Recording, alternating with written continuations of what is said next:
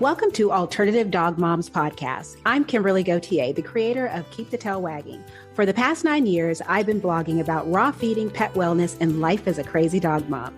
I've seen massive improvements in my dog's health since I started raising my dogs naturally, and I'm passionate about sharing my experience to help other pet parents. I'm Erin Scott.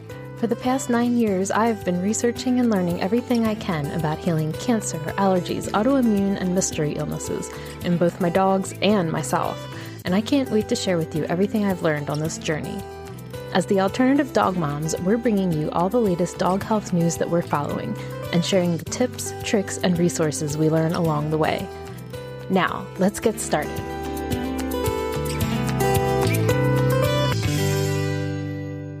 Hello, Kimberly. Hello, Erin. So we have a very special guest today. I think this is the farthest distance, right, that we've spoken to someone. Yeah, I guess the other one was Ireland. Yeah. So Lee Carroll, welcome. Thank you for being here. My pleasure. Thanks for having me. So we're so excited to get to talk to you. And I learned that you have a very interesting and personal story of how you got into being an herbalist and working with the type of medicine that you do. Would you mind sharing your origin story with us? I'm sure. I'll take a little bit of time there. It's a fascinating journey, the way that we kind of discover our kind of passion and joys in life. And I studied botany when I was younger, and I was very interested in plants and medicine. And I knew and was friendly with a person called Kerry Bone, and we shared very similar interests. And I was actually running a bakery. I worked in the bakery industry. I had a franchise, and I was really unwell. And many people have got a similar story. So I was early onset diabetes. I failed a glucose tolerance test, and I was looking to do some changes in my life. And the bakery that I was running was doing well, and I decided to go and study social work. And after a year of that, I thought, holy hell, I don't want to be a social worker. I was, very kind of expansive in my thinking. And anyway, so Kerry Bone, this friend of mine, set up a company called MediHerb. And around the same time that I decided to stop studying social work, he rang up one day and said, Lee, I've known you for 10 years. You're the man for the job. I want you to be my production manager. And MediHerb was just a very small and fledgling company at the time. And wind the clock forward 35 years, and it's the dominant practitioner brand in Australia. It's got global reach. Kerry's famous as a medical herbalist, written 7 textbooks. And so I had this long history with MediHerb that spanned 30 years, and I decided it was time to move on. And I got a chance to develop some unique mushroom products for a small company in Northern California, and that's where I met Namex. And Joni Camlet is a friend and colleague, and she was on board with that kind of journey as well. And that kind of spawned my interest in medicinal mushrooms, because my history with MediHerb, we didn't really touch on mushrooms much. So I did a really deep dive, and I've got an online course and kind of positioned myself not just as a herbalist, but, as a bit of an expert in the whole area of how you understand quality and manufacturing, and how you apply mushrooms as a therapy in combination with herbs in a clinical setting. I grew up in such a standard American diet, standard American medicine kind of way. And it wasn't until I started experiencing my own health issues that I sort of opened my eyes to other types of, more alternative holistic modalities. And so my neighbor recently I'm one of those people that gets eaten alive by mosquitoes. And she made me this ointment that is made from plantain out of our yards. And to me, it's still kind of mind-blowing that this thing that looks kind of like a weed or something has medicinal properties to it that works better than anything you get at the drugstore, at least for me so far. Yeah. So, can you share with us what it is about plants that makes them have these medicinal properties that we're unaware of unless we are somebody who grew up with that kind of knowledge? Yeah, it's a good question, Erin. I think all of life is interconnected. I've always believed that, but I had that experience a few years ago. I started doing some psychedelic therapy with a practitioner in Northern California using psilocybin mushrooms, and over the course of 4 or 5 guided journeys, I got a really much more palpable and deep understanding of just how this connection is. And the biology of life is the same. So we all share the same chemistry, and plants need to do their thing. And to do their thing, they need to survive and prosper. They need to be able to interact with their environment to have seeds that will grow, and then new plants will grow up. And the chemistry of the plant, some of it is designed for the plant to survive. So if it's a tree, it needs the woody component so it can stand tall. But it also needs the non-essential chemistry elements, which might protect the bark, from insects attacking it, or it might protect the fruit from the ultraviolet rays of the sun, or it might prevent, animals from eating the seeds. So the seeds might have a toxic coating on them, so the animals won't eat all of the seeds. They might only get halfway through and they'll feel sick, and then they'll go and, oh, that wasn't such a good idea. They'll move on to something else. So the chemistry of plants has got, and you can think of it as a happy accident. You could think of it as an evolutionary design. You could think of it as just, the interconnectedness of nature.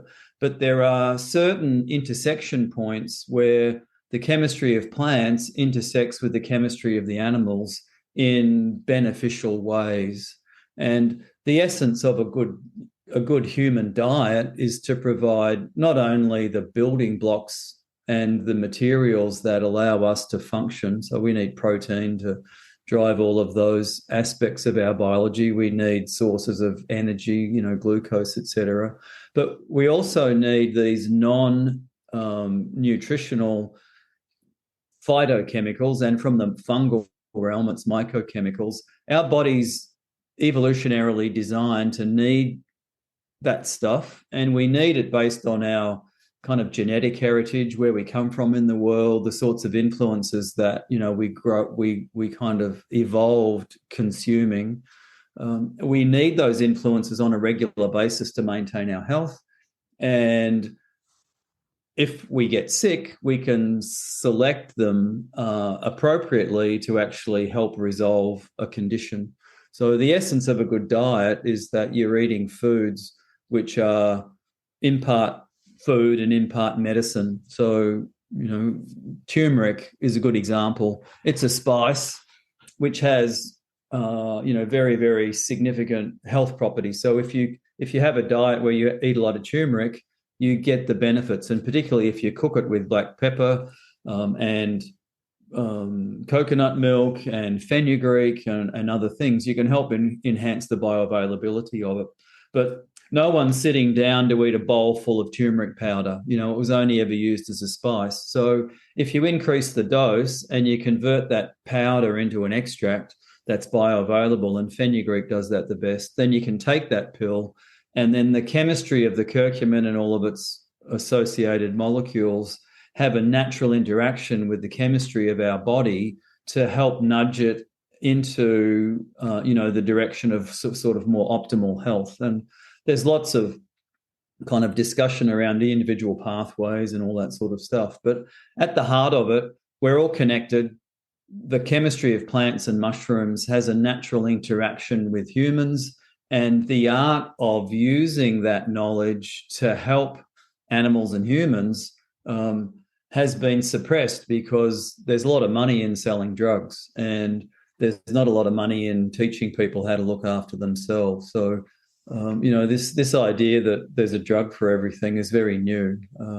Humans have survived really well, for millions of years, without the need for those things. And it was only once we became industrialized and lived in big cities that, we think about all of the Black Plague and all of that awful stuff. But, civilizations prospered quite well, looking after themselves through the cautious and the judicious use of nature. It's a fascinating area. Yeah. One thing I find interesting is, with the pet industry being as profitable as it is, once people caught on that there's a segment of the pet industry that's interested in natural things, they started coming up with products. And next week, we're headed to Super Zoo. So we're going to see booth after booth of so-called natural supplements. So how does the average pet parents, how are they able to discern between a quality herbal or mushroom product and one that is just basically all for show? That's a good question, Kimberly, and I don't have a great answer for you, unfortunately. It's a real challenge, and sometimes it's impossible for the pet parent to be able to understand whether it's valuable or not. So just pick a herb, or a mushroom that might be in there, and I can just tell you about what the quality aspects of it might be. One thing that I've noticed is, like, I never really thought of, I'm trying to think of the mushrooms that are in this one new product. And actually it is a really good product. But what I found that was interesting about it was that they didn't use, it's the mushroom from Green Juju. They didn't use the traditional mushrooms that we're used to seeing. So we're used to seeing the reishi, the shiitake, the Right. shock, they didn't use those. And one of the comments that I saw on social media, simply because people don't really understand mushrooms, was they didn't understand why they use those mushrooms, because it's sort of like, these are mushrooms I get at my local grocery store, so they can't possibly be beneficial. But one of them was cremini. And so what are the benefits of that one? Right. Okay. And as a practitioner, and most of all of my adult life has been, promoting practitioner-based products and guiding practitioners on how to use them, and then understanding that it's just really hard educating the public. So I'm now in this position of, like trying to help the public understand, the way to navigate through that. But it becomes quite technical, so it's often hard to get the message across. So there's a great place for people like yourselves in the pet coaching space, and the holistic veterinarians to promulgate this kind of message. But before I get to the criminy, if you see echinacea on a label, everybody knows that echinacea is good for the immune system, but you can have echinacea leaf, root, you can have the seeds, you can have whole plant, you can have fresh plant. There's just this blithering array of choice, and it's just really complicated to explain that stuff. And the active constituents of that plant are really hard to retain in the finished product in any kind of meaningful way. So it's likely that any echinacea in a pet product is likely to be inferior. And you could just put a line through that on the label and say, well, it says it's on there, but I'm just going to pretend it's not, because it's not likely to get any benefit. Mm-hmm. With mushrooms, I think it's possibly a little bit easier. And at the macro level, the tradition around using mushrooms comes from what I would call the fruiting body, which is kind of a scientific regulator term, which describes the part of a mushroom that produces the spores that do the propagation. And mushrooms have got this really weird terminology that describes them, and it's a pretty arcane thing. So the term sporocarp, for example, is a generic term that describes all of the structures that produce spores, but no one's going to, warm to that idea. Oh, have a dose of your sporocarp. It'd be like, nah, bad idea. And then fruiting body is a little bit odd as well, because it's not a fruit, and it's not technically a body. So we use the word mushroom to describe it.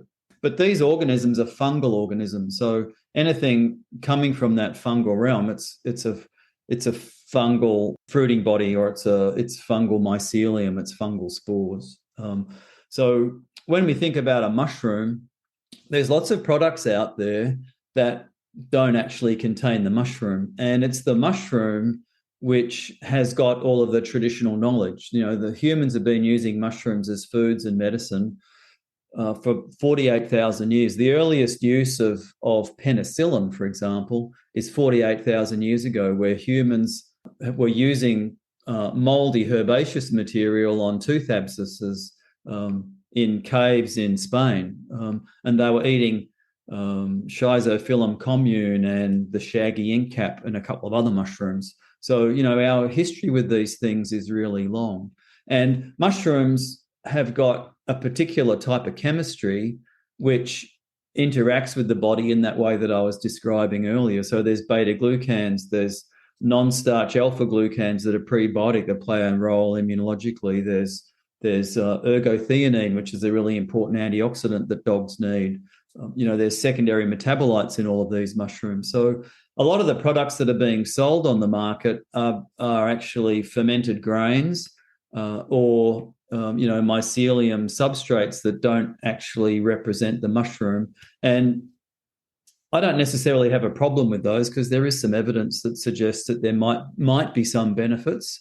But when mushrooms work, it's because of the chemistry.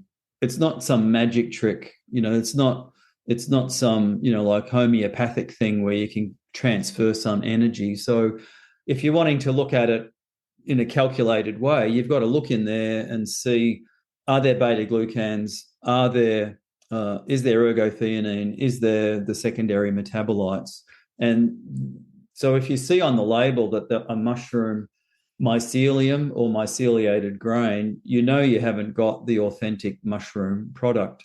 So crimini, coming to that question now, crimini is just a fancy name for Agaricus bisporus, which is the common button mushroom. So the white button mushroom, the portobello, and the crimini, they're all the same species. But if you put crimini on the label, it sounds cool and exotic, but it's just the humble old button mushroom. And the thing with retail and the thing with consumer trends is that they're very susceptible to fads and marketing campaigns. So companies need to create novelty and newness. So there's new things coming out all the time to attract people's attention so they can get the sales. And so that's part of the drive behind, constantly reinventing things. So people now think that the white button mushroom and shiitake are just kind of edible mushrooms and that they don't deliver much medicine, which is far from the truth. So it's very hard to even get a shiitake extract product, for human consumption, because people don't want to buy it because lion's mane's better and reishi's better and turkey tail's better. So the white button mushroom has got soluble beta-glucans that have anti-inflammatory effects in the large intestine. So animals with inflammatory, gut health, the white button mushroom will be very helpful. And it's a very significant prebiotic fiber, so it helps to control that aspect. And it's got, moderate doses of ergothioneine, which help to drive. And I would consider it an essential nutrient for a dog, as it is for any animal, to help with oxidative stress, for example. Yeah. So with the ergothioneine, are the oyster mushrooms a richer source of that? Oyster mushrooms is a big category. So you've got your regular like white oyster mushrooms, and then there's the salmon coloured ones and the pink ones. Yeah. And there's grey ones. The golden oyster, there's also king oysters that look a bit like a big thick, they've got a big thick trunk. The golden oyster has got the highest levels, and different varieties of the golden oyster mushroom can have up to 10 milligrams per gram of dry weight, which makes it, a veritable kind of factory for ergothioneine. The bolete mushroom, the porcini, that is kind of like the signature mushroom of Italy and very popular in Europe. And early humans were avid consumers of that mushroom, and it grows wild in the US. It kind of ranks second to the golden oyster. and it's around 7 or 8. But there's kind of variations. And golden oyster is available as a supplement, and real mushrooms have a product called Ergo Gold, which has got guaranteed minimum of 5 milligrams of ergothioneine per capsule, and there's sometimes a bit more than that. Can you go into the benefits of ergothioneine? Sure. Well, like following that theme that Erin introduced, with the question of the why plants and why mushrooms, what is it about them? The evolutionary history of fungi and animals, including us, goes back about 1,000 million years. So about 1,000 million years ago, give or take 100, there was a single common ancestor. And from that single common ancestor, we had the kingdom fungi and we had the kingdom animalia. And they then produced all of the different organisms within those kingdoms. So as a result of that shared ancestor, we've got some shared biology. And the shared biology kind of works out to be about 30% of the DNA in a fungi is shared by an animal or a human. And the intracellular mechanisms that exist within fungi and humans, there's some significant similarity. And fungi are not like a plant. They're much more like us. So they need to breathe oxygen. They expire carbon dioxide. They need to drink water. They need to digest their food. They do it on the outside. We do it on the outside as well, but the stomach just sits inside the body, but technically it's outside because you can reach down in there and kind of access it.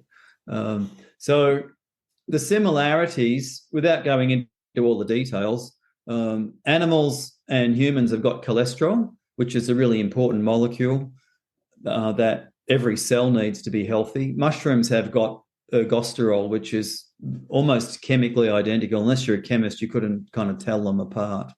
And then the way that cells control stress and therefore inflammation and maintain health is through an elaborate arrangement of antioxidant mechanisms and antioxidant team players. And the antioxidant defenses in a fungus or in a mushroom are very, very similar to the defenses in an animal or a human cell. And glutathione is the main water-soluble antioxidant in animals and humans. And in fungi, it's the secondary antioxidant. In fungi, ergothioneine is one of the primary antioxidants. And in humans, ergothioneine is the backup antioxidant. So this is a little bit challenging to explain to a non-scientific audience. But if you could just imagine a cell. So imagine a balloon that's full of water, and that's the cell. So everything inside the cell sits in that water. You've got a nucleus with all your DNA. You've got all of these organelles and intracellular structures, and each cell is designed to do its own particular thing, and it's beavering away doing that. And respiration creates stress. If you exercise, it can create stress. If you encounter damage or infection, it can cause stress. If you interact with excessive minerals, it can cause stress. So there's these mechanisms to control that stress. And in the cell, glutathione is the main one. So if any reactive oxygen species get produced, free radicals, the glutathione deals with that. But glutathione can be very easily depleted. So if there's a lot of stress, so, say your dog just found, the chocolate bar in your backpack, and it was bonanza because it wasn't just one, it was two, and they got woofed down. So that poor dog's now dealing with all of the, how do I deal with these chemicals that I'm not designed to, to dispose of? How do I deal with all the fat? How do I deal with all of the glucose and the fructose? So that creates the stress, and that can deplete the glutathione. And then the cells that are engaged in that, say in the liver, all of a sudden they're not defended against any stress anymore. So it creates damage.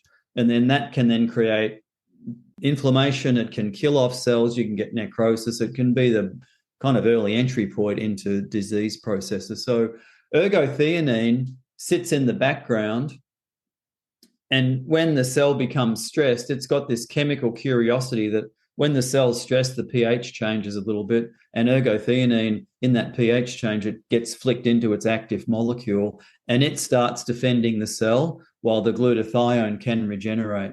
So the cell's never without any antioxidant protection. It does a lot of other things as well. Ergothioneine has non-antioxidant roles as well. It's an important player in mitochondrial respiration, so it makes skeletal muscle more functional, and it controls a whole lot of cellular processes like vasoconstriction and dilation and a whole bunch of other stuff. But so that's kind of like a snapshot. If you're seeking clarification on any of that kind of sciencey, nerdy stuff I just riffed on, you could ask me. So with the several ways, well, I don't want to get there yet. One of the things that, one of the criticisms I've heard of like real mushrooms in particular is how the mushrooms are sourced. People will, it's always interesting to me because people are like, oh my gosh, well, no, it's in China. And of course, if it's in China, it must be bad. So I'm not going to take it. Whereas on the flip side, the same people will follow traditional Chinese medicine and acknowledge that has been around for thousands of years. So it would make sense that if we're going to look to a culture that really understands how to produce mushrooms, that's a good place to start. So can you talk more about how the mushrooms are sourced? Like, I guess there's like a connotation that anything in China equals toxic waste dump or something, Yeah, it's a good question. And I think there's a number of factors that play into this fear. And, some of them are valid and some of them aren't. I think unscrupulous companies, kind of promote this angle to create that fear as a way of, retaining their market share. So it's kind of a bit like guerrilla tactics in the marketing kind of arena. And we need to be kind of wise to that.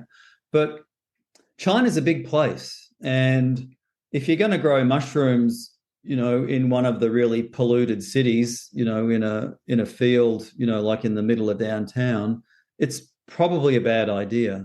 If you're going to grow them beside a busy highway, where there's all of that pollution, it's probably a bad idea. And, to Kimberly's point about herbs, there is a bit of a double standard there. And, I had a 30-year career in herbal medicine, in manufacturing, and I did it all. I built a production factory. I built spray drying equipment. We were bringing, container loads of herbs in from China, and it's risky business. You can open up a container of herb and it's all moldy, and you can't use it.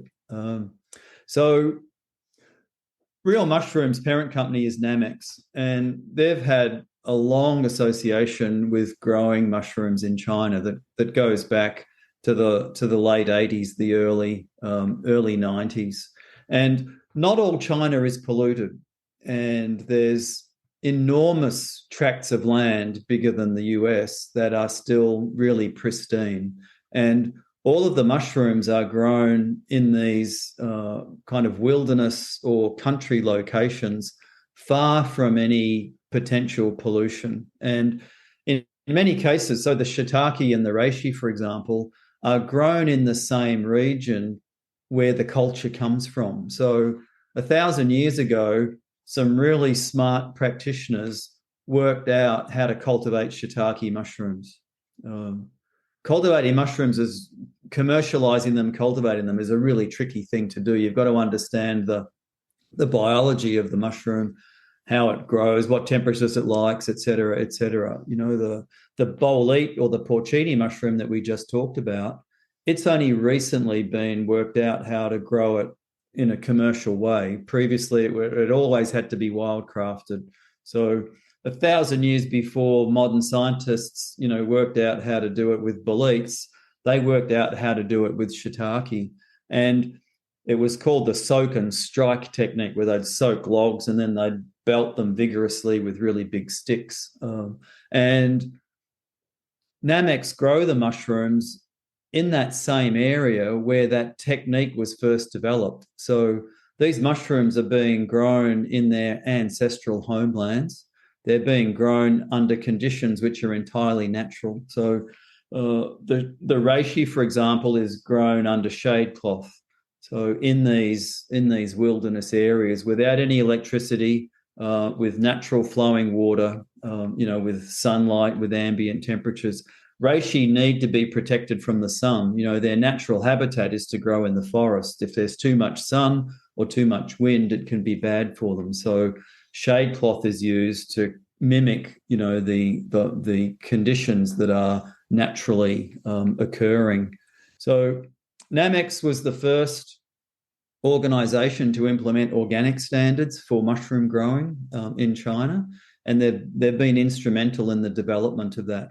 And we're talking large volumes of mushrooms. It's easy to grow a couple of kilos of mushrooms, but last year it was 30,000 tons of fresh turkey tail. That's a lot of turkey tail. So you've got to work really hard, and you've got to be really tight with your producers to make sure that you can keep up with demand, and that the demand is met with products that meet the quality. So growing them in China gives access to all of that knowledge and all of that ancestral, kind of wisdom. And I don't know the personnel involved, but these people have grown up on that land, and they're really steeped in that culture. So reishi needs to grow on a log, because reishi needs wood as the raw material to make the bitter triterpene molecules that are key drivers of reishi's effectiveness. So sometimes it's a log that is the byproduct of the logging industry. So the logging industry only wants, the long, straight kind of trunks of trees so they can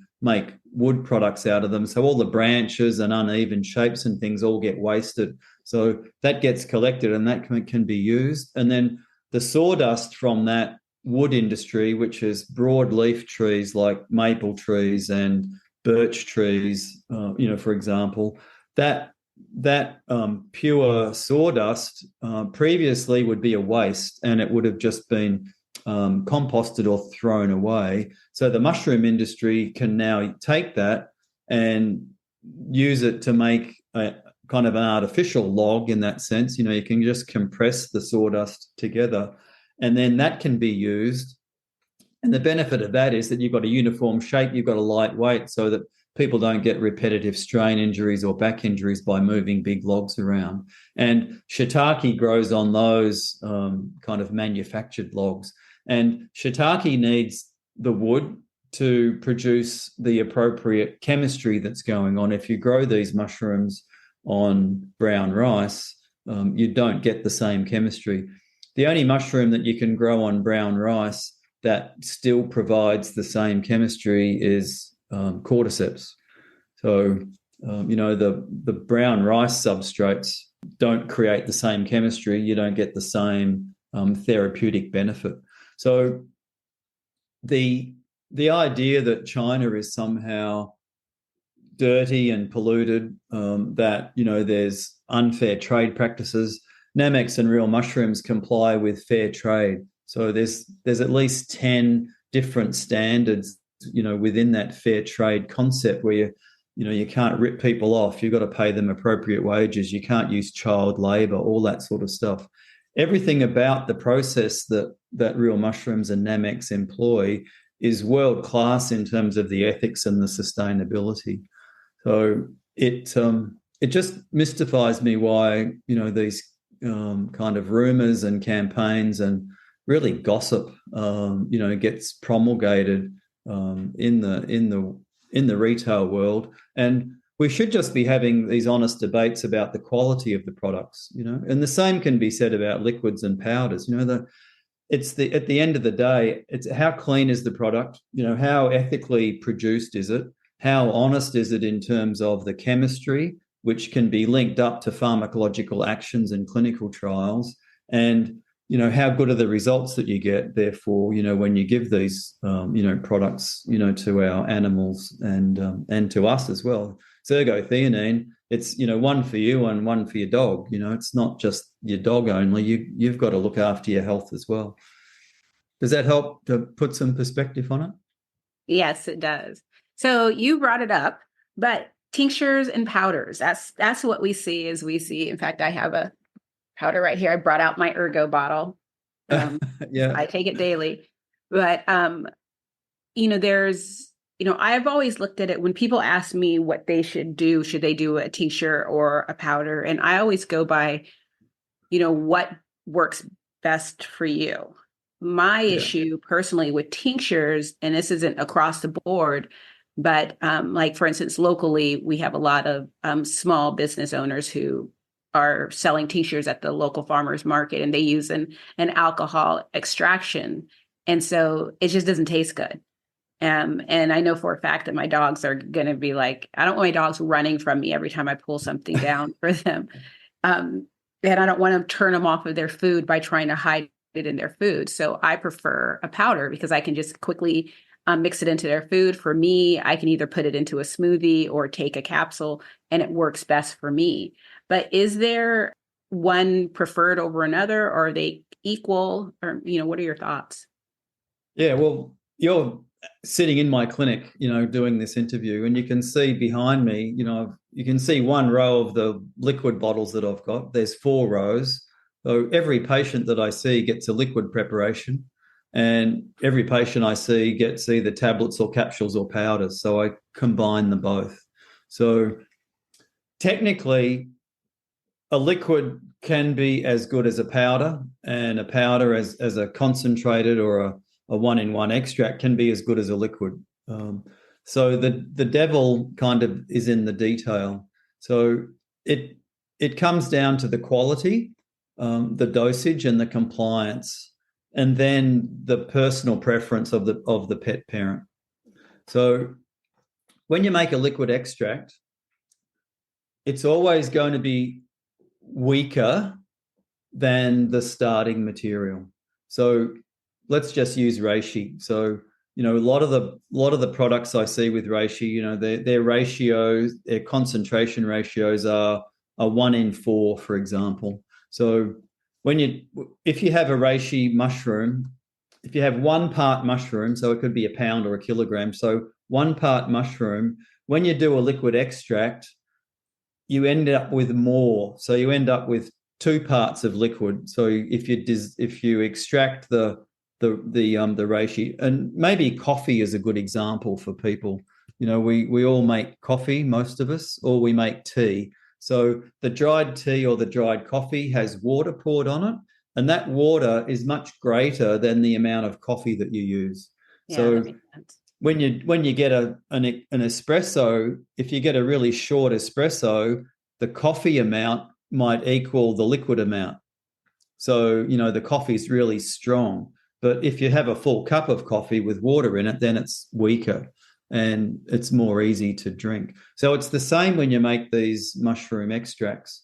So most of the extracts on the market are weaker than the starting mushroom. And it's very easy for a company to make a liquid. It's very hard for a company to make a powder. So typically they need to buy that powder from a company like Namex and then, put that in their product. But a lot of people will set up and just make their own liquid extracts, and then they can kind of value add. But almost always a liquid's going to be less strong than a pure concentrated mushroom powder.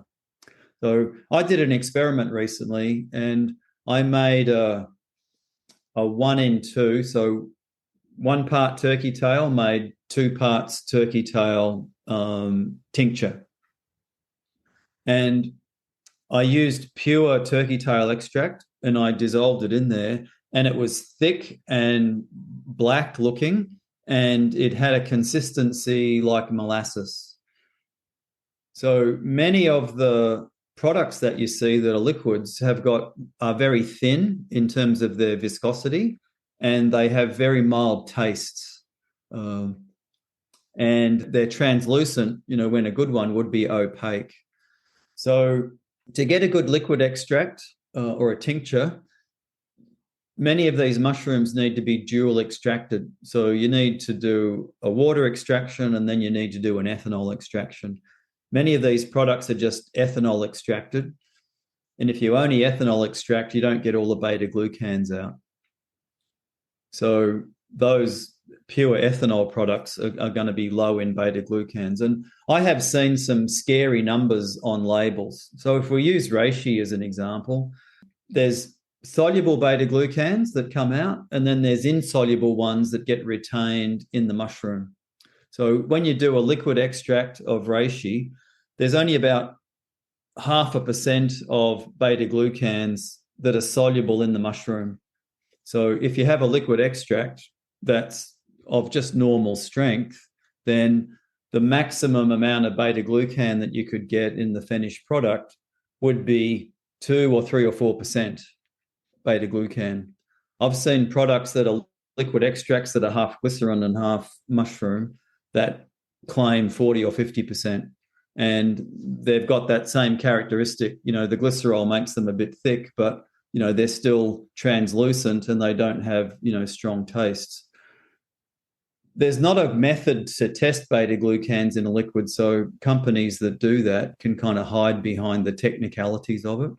But it's just technically not possible to take the mushroom when it's got such low dissolvable beta-glucans and put them into that liquid.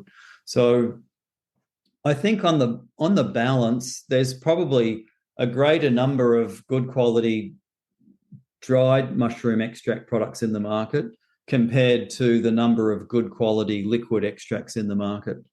And I'm in Australia, so it's not a fair comparison, but the companies that are making professional products in Australia don't do it well either. And I don't use them because they don't boil the products. They don't boil a mushroom. It's just a cold percolation. And all of the mushrooms that I use in my clinic are all either capsules, tablets, or dried powders. So I could probably keep on going on, but if you need me to fill in any gaps, please do. But it's not that a liquid is worse than a powder, or powder's worse than a liquid. They can be equally good. It just depends on how they're made.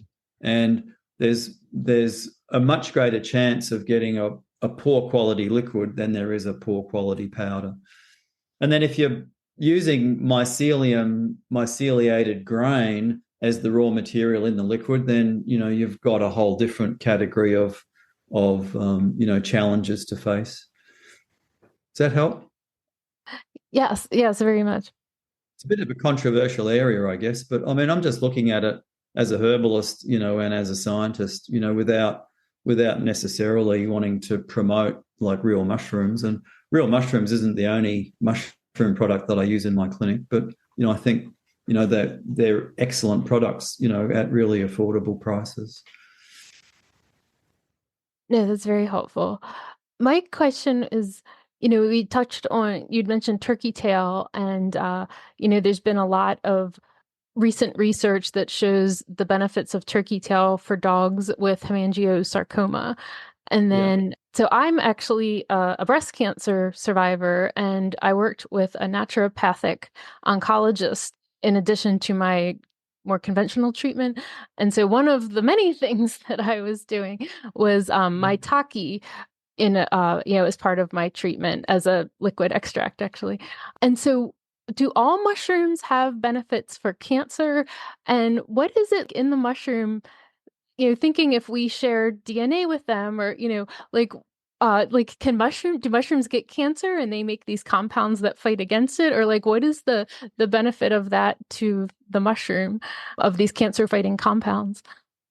That is a really good question, Erin. And so going back to that evolutionary story, I told you one half of the equation.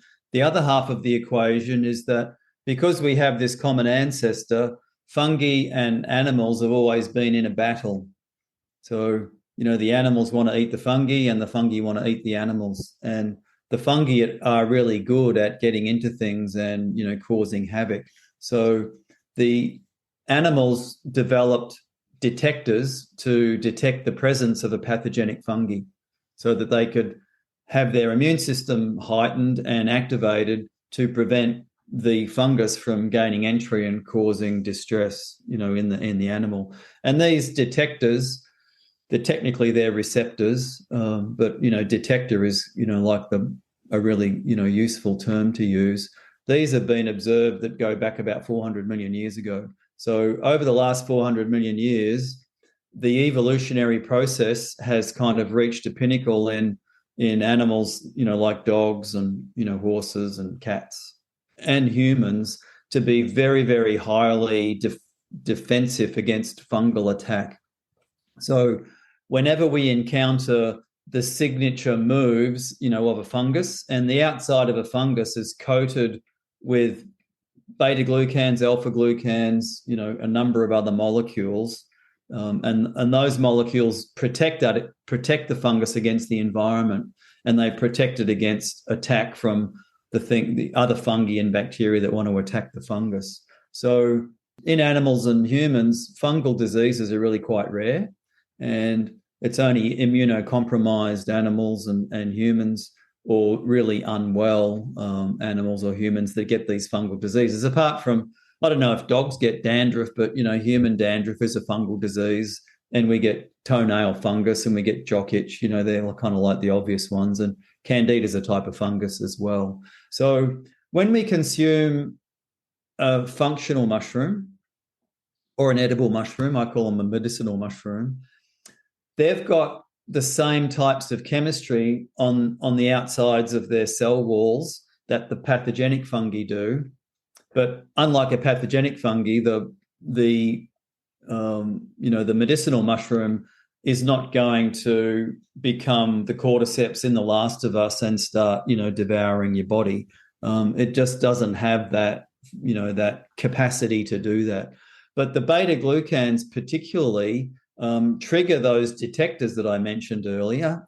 And those detectors, when they get triggered, they think, oh, crikey, there's a fungus here. I need to be better at surveillance because I might be under threat. I might be under attack. I need to recruit the appropriate sort of immune cells to protect me against this type of fungal attack. I need to be more accurate in the way that I deal with my responses. So there's this kind of evolutionary development which has put mushroom beta-glucans and beta-glucans from some plant materials as well into the class of like this conditional nutrient category, where if you consume them on a regular basis, they educate the immune system to be just better at what it does so that you can get less disease. And each mushroom has got its own kind of unique characteristics with regard to the beta-glucan. So if you think of beta-glucans as an alphabet, you can jumble the alphabet up and you can make words out of those letters. And, we can make a lot of words. So it's the same with the beta-glucans. There's individual beta-glucans that are individually expressed within different mushrooms, but within each mushroom, they make up different words. So there's different sentences and there's different paragraphs of information being told to the body by each unique mushroom. So cordyceps has got a unique potential to talk to the immune cells of the lungs, for example, to the immune tissue of the thyroid and to, the health of the kidney, for example. And turkey tail's got its unique characteristics. So when it comes to the question of cancer, then cancer starts off just as a single cell that's gone wrong or a couple of cells that have gone wrong. If we don't have enough ergothioneine, a cell might have too much stress, too much inflammation. The cell says, I'm not coping. I need to kill myself with apoptosis or autophagy. I say autophagy. But if those processes go wrong, you get a cell that becomes necrotic or aberrant, and you can get a cancer cell. So the cleverness of the beta-glucans from each mushroom is that they have the potential to support the immune system to pick up those cancerous cells when they're just in their individual small state. And cancer is technically a verb. We're all doing it all the time. And we've got natural killer cells and other aspects of our immune system that are designed to cruise around and pick out those things so that they don't ever become a problem. So in the modern world, the rate of that cancering can overwhelm the immune system's capacity to pick them off. And that rate of cancering can be dietary, it can be, all of the toxic elements in the world. It might, the stress that people are under, and genetics plays a big role as well. So mushrooms play a really important role in prevention. And then during, treatment regimes, mushrooms aren't proven to be effective on their own to treat the cancer. They work really well in concert with conventional treatments. They make those treatments work better, and they make the patient, you or me or the dog, more resistant to the rigors of the medicine, whether it's radiation or chemotherapy, so that they can be more robust and healthy. And that allows the body to respond better to the actual, process. And so each mushroom's got its uniqueness, and turkey tail, is great for breast cancer. But if you have gastric cancer, there's best evidence for shiitake, for example. So when you get into the weeds of that, there's nuances around how you would use the different mushrooms, and a combination of them is probably a good idea. But turkey tail stands out as like the key one, because there's turkey tail and shiitake, because there's just so much research, backing those unique kind of beta glucans as the therapeutic agents. So hopefully I could translate that kind of complex, message into a way that makes it understandable. Absolutely. I appreciate it. So I read something that mushrooms can actually talk to each other or communicate with each other in some way. Yeah, I'm not a mycologist, but yeah, I believe that to be true. The movie Fantastic Fungi promulgated this idea that fungi talk to plants, and researchers picked up on that. I think, their children were at school, and the children came home and said, "Oh, Mum or Dad, we've watched this fantastic movie at school today, and fungi can talk to trees." And the scientist parents are like, "What? I don't know about that. I'm going to go and look at that."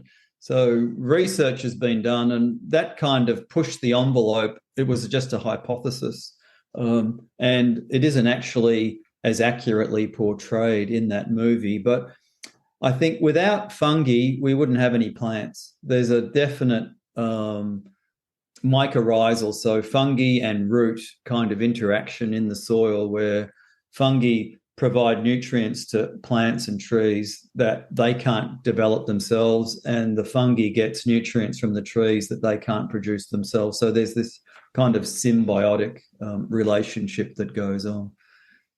It's all fascinating to me. Yeah, it is. It's fascinating to me as well. So this is probably a silly question, but we're wrapping up, right? So No silly question. So I want to incorporate more mushrooms in my diet because I understand that it's beneficial to eat them, but I still have like trauma from my mom's bad cooking as a kid and me picking them out. Is there a good mushroom to start with the eating for somebody who wants to be incorporating it more in their diet for health reasons? That's like mild. Yeah. So were you picking, as a kid, were you picking out just like the white button mushrooms? Probably, yeah. Yeah. Well, I think white button mushrooms are a good place to start because of their mild flavour. People have got challenges with mushrooms from the taste perspective, but also the texture. A lot of people don't like the texture. So if it's the taste, then blend it into a food. So, put the mushrooms into a stew, and then, the mushroom takes on the flavour of the stew or the soup, for example. If it's the texture, you can just grind them up so that you don't even know there's mushrooms in there. So if it's the texture, you're not worried about the taste. So, you could blend the mushrooms in some bone broth and have a really quick kind of, mushroom soup. But shiitake's got a flavour which, if you've got childhood trauma around eating mushrooms, then maybe go for a different one. And oyster mushrooms have got a very kind of mild flavor, and they're really nice just sauteed, with a bit of garlic and onion maybe. Or I saute them with garlic and bok choy. Oh wow, So that's a home or run for me zucchini. right there. I have a vegetable garden, so I just harvest zucchini. So I'm gonna run. And you to could the do the store. same with shiitake. Yeah, so good. I'm like I feel like I'm the weird, because I was the weird kid that tried everything. My mom used to take me and make me try all these different things, so I never really developed an ick to food. I loved liver and onions as a kid. I mean, I was that kid. So Right. just like I love mushrooms. Cool. And then if people don't like, if people can't get over that, then you've got the extracts and the products that you can take in a capsule form, so you don't actually know you're taking it. So we've got all the bases covered. That's what I've been doing. I like the 5 Defenders. It helps with my allergies. Yeah, and 5 Defenders is a really good place for people to start. It's effective at a low dose. Just a couple of capsules a day gives you, like a really meaningful quantity of those functional mushrooms. I bought a bottle for my mom, sent it to her. Good on you. Yeah, it's never too late. Oh my gosh, this has been so much fun. Thank you so much for your time.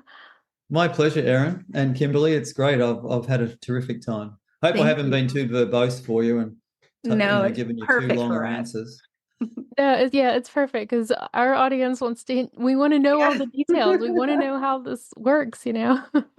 Well, if you got any questions, just let me know. We will. Thank you. My pleasure.